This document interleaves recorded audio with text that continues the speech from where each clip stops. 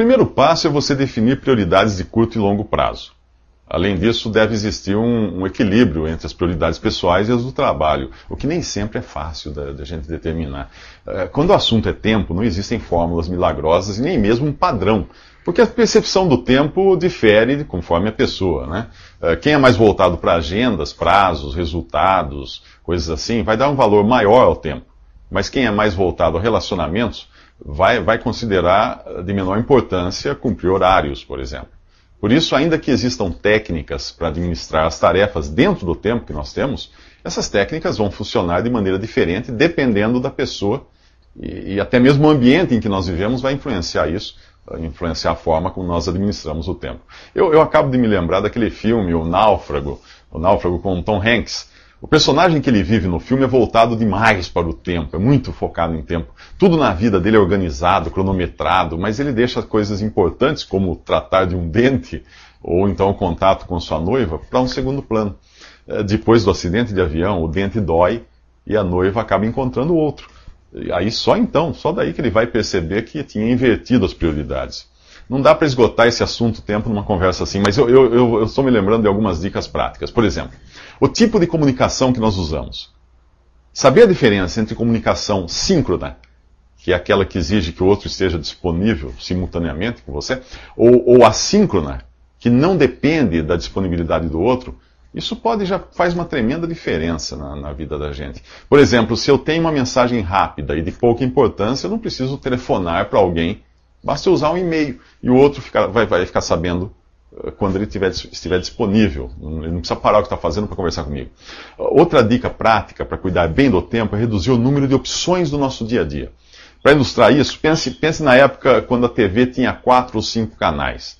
Nós passávamos 2 horas vendo TV e gastávamos 10 minutos para decidir que canal assistir. Agora a gente tem 100 canais. Nós passamos 4 horas vendo TV e 2 trocando de canais. Quanto menor o número de opções, menor o tempo gasto nelas, até para escolhê-las. Isso vale também para a compra de um novo celular com 200 funções novas que você vai ter que aprender tudo e nunca vai usar. O forno de micro-ondas, o aparelho de som, até o upgrade daquele processador de textos que você só usa para escrever relatórios. Tudo isso é perfeitamente dispensável quando você entende que tempo é uma coisa valiosa.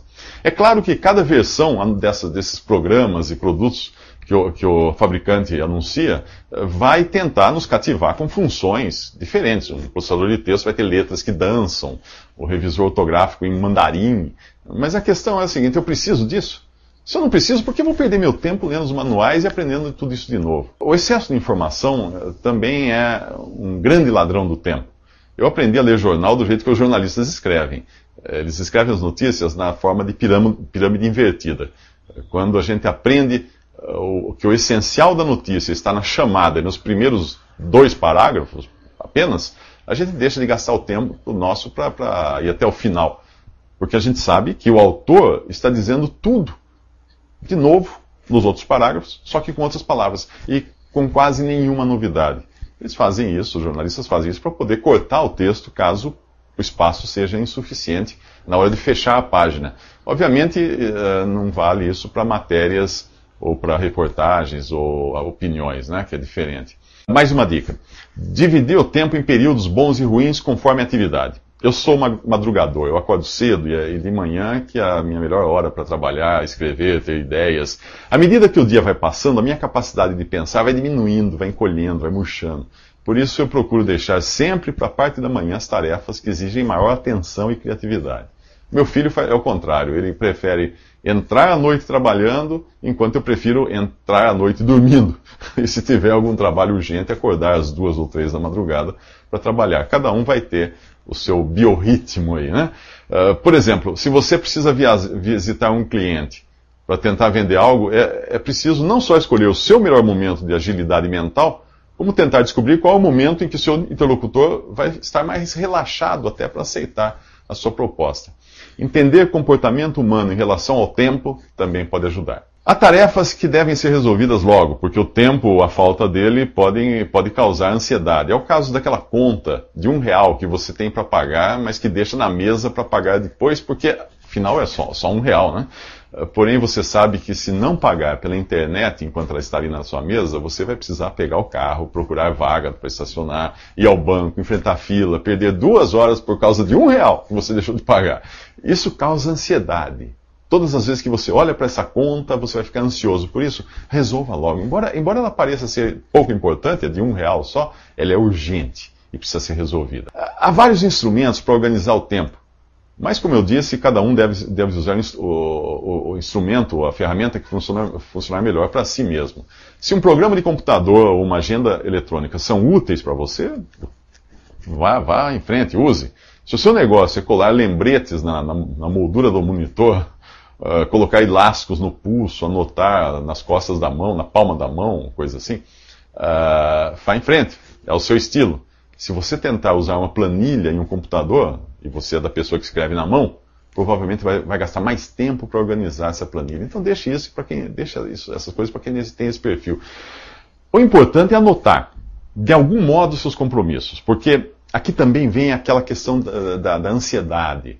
Do mesmo modo como nós anotamos o passado em livros de história, para a gente não esquecer, nós anotamos o futuro em agendas, também para não esquecer, tanto do futuro como do passado. Tentar manter tudo isso na memória deixa pouca capacidade de processamento do cérebro para você viver o momento presente. O momento presente não pode ficar cheio de pensamentos ou de ocupações para momentos que ainda são futuros e ainda não devem estar sendo tratados.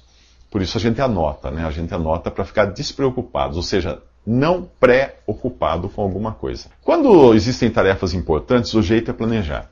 Ou seja, alocar o tempo necessário para cada tarefa. O gostoso de planejar e anotar o que nós precisamos fazer é que a gente cria metas. E quando a gente cria metas, a gente cria também a possibilidade de atingir metas, de fazer gols. É aquela sensação gostosa de você ir riscando uma lista de coisas à medida que vai resolvendo. São os gols. Eles devem ser festejados quando você atinge, quando você faz esses gols. Outra coisa importante para gerenciar o tempo é você aprender a delegar, terceirizar tarefas. Pense num dominó. Se a peça que você derrubar tem influência em muitas peças, dedique-se a esta. Caso contrário, terceirize a tarefa. Uma forma de determinar o valor das tarefas é você medindo suas consequências. Ou quantas pessoas dependem que você dê o saque para que o jogo continue. Por fim, há um segredo das pessoas que têm tempo de sobra. E esse segredo é que elas sabem dizer não. Nós somos propensos a acatar tudo o que nos pedem e depois nós ficamos desesperados. Saber dizer não é uma arte e ela precisa ser cultivada. Quando nós conseguimos algum tempo extra, né, é bom também saber o que fazer com ele. Uma boa ideia é você gastar tempo para pensar, para ler, para meditar. Ou seja, sai um pouco da sintonia com o mundo e com as atividades e com as preocupações ao seu redor e recarregue as baterias.